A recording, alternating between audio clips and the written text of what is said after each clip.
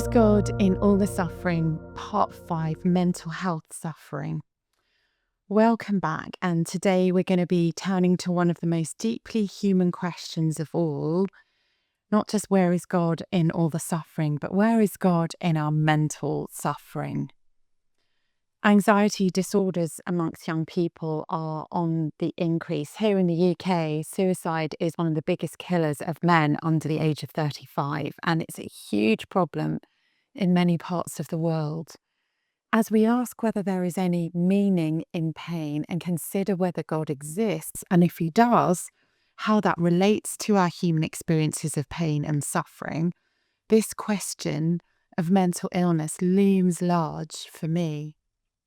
I feel that I'm surrounded by people who are struggling with their mental health, and I'm close to those who are suffering through this. There are young people who have attempted to take their own lives in my community. I have friends needing to take time out from their jobs so as to recover from depressive episodes, and all the while fearing that they might somehow find themselves unable to support their families.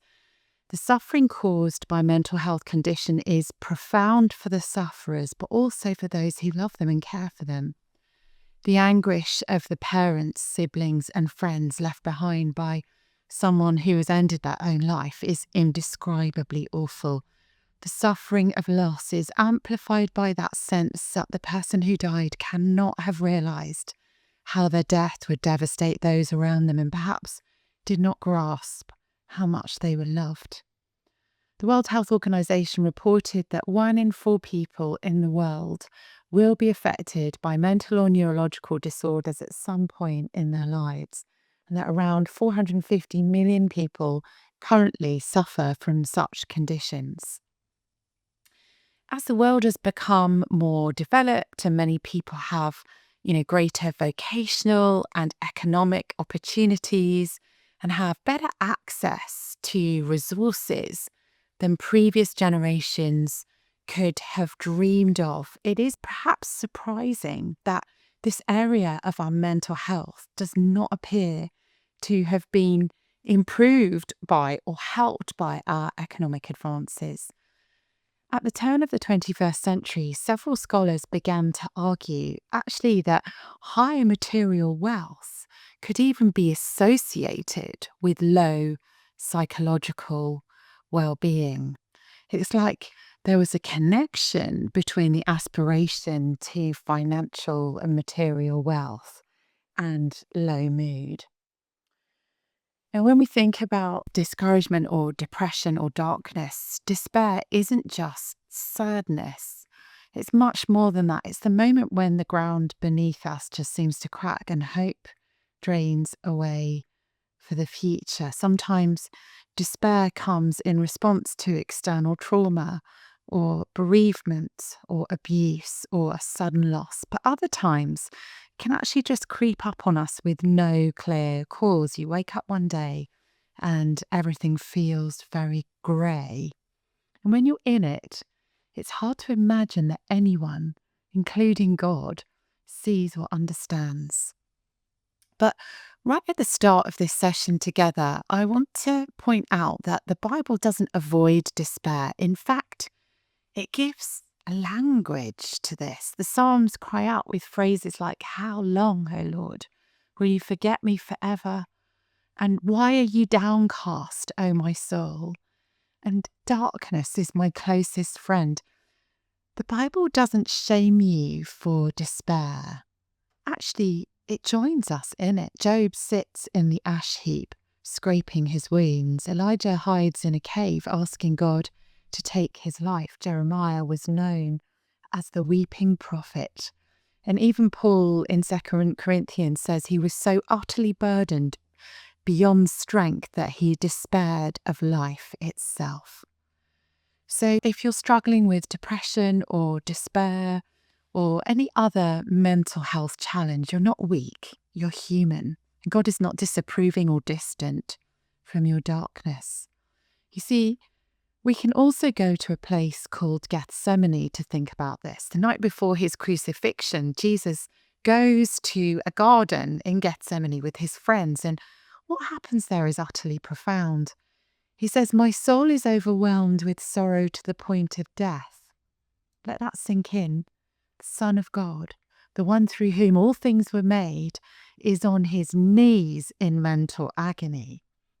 Luke's gospel tells us that Jesus' anguish was so great that he sweat drops of blood.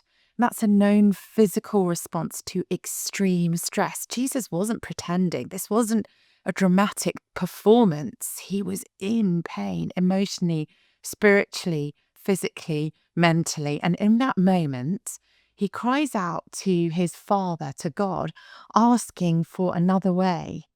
So if you've ever wondered, where is God when I feel like I can't go on? The answer is he's there, not only beside you, but ahead of you. He's walked that path. You see, the Christian story is utterly unique in this way. It doesn't offer trite comfort. It offers incarnation, a God who steps into despair himself. And that makes all the difference, I think. In fact, Jesus as God incarnate also experiences trauma. And this is important because even if you haven't experienced trauma yourself, you certainly will live with, love, and lead those who have.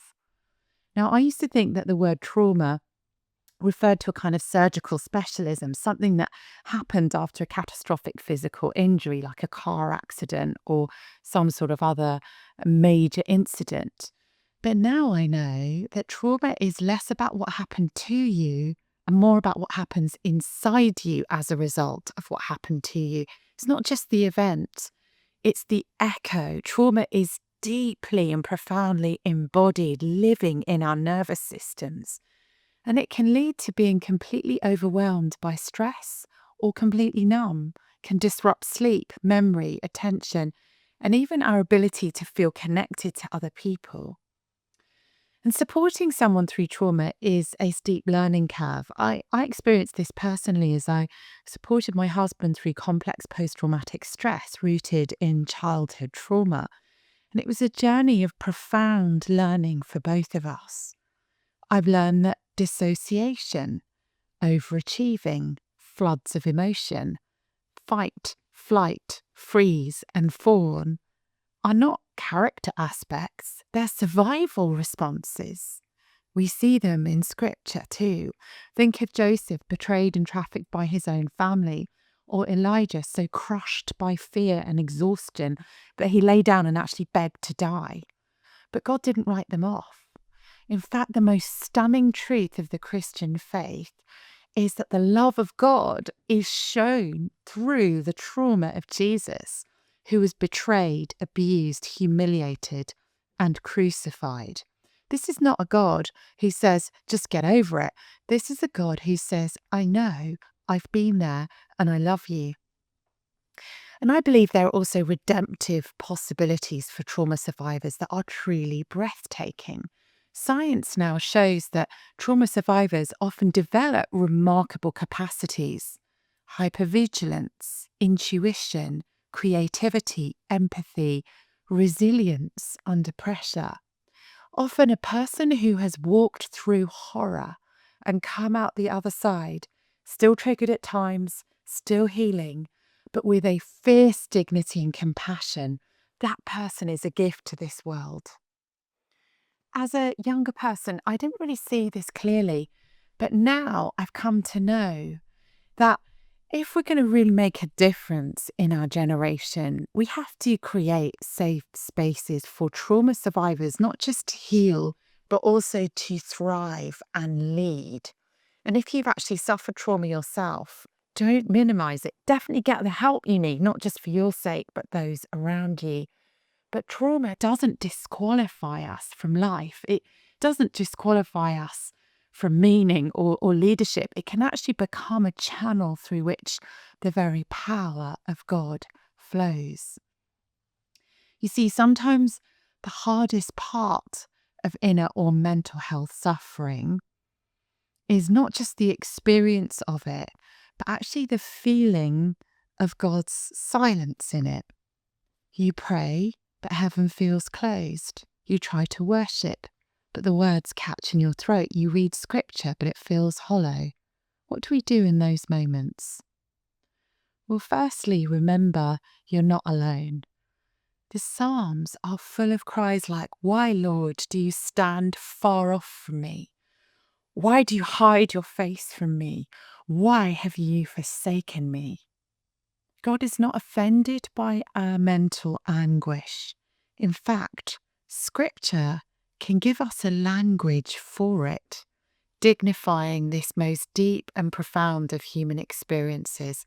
Secondly, we can learn to trust what we know, not just what we feel. You see, there are seasons where God's presence is not felt, but He is no less present. And like roots growing underground, faith can deepen even in darkness. I've sat with people in hospital beds, with mothers in grief, with young people wrestling suicidal thoughts, and I've seen the difference it makes to know that you're not alone. That even if you don't feel it, God is there. And I've also seen people come through the other side of darkness. The dawn does break, hope does return. Even if it takes time, we rediscover that God is faithful and has been faithful in the silence. Now, of course, some people say that suffering casts doubt on the existence of God, but I think I want to gently push back on that, because the very fact that we care so deeply about suffering, the fact that we long for justice and healing and light and wholeness, points not away from God, but towards Him. As we've already considered in some of our other sessions, if we're just atoms, if we're just an accident, then why would this pain matter at all? Why would trauma impact us or offend us so profoundly? And why would despair feel so wrong? But if we're made by a good and loving Creator, then it makes perfect sense that we ache when things are broken. We're longing for a reprieve, a better world. And that very desire for goodness and life, unblighted life, comes from somewhere that a chance, materialist view of human origins can't really account for. But God's creation of us can. Just as the fall of humanity in Genesis 3, as a result of our exercise of choice, explains the origin of suffering. Only the Christian story says that suffering is real, that it matters, and that it will not have the final word. Only the cross shows us a God who does not stay distant, but joins us in agony, including the agony of mental health suffering. And only the resurrection of Jesus offers us a future where despair will be no more. So yes, God makes the best sense of our suffering, but not just by explaining it, and certainly not by explaining it away, but by actually entering it, redeeming it, and promising to renew us in it. You see, we were never meant to walk through despair alone. The church is called to be the hands and feet of Jesus in a suffering world, so that we carry each other, listen to each other, and stay present with each other in the darkness. That we sit with the person who's grieving, visit the friend who's depressed, text the person who's gone silent. And if you're the one in despair, please don't isolate yourself from community. Reach out, ask for help, tell someone the truth. There's no shame in that struggle. There is only grace.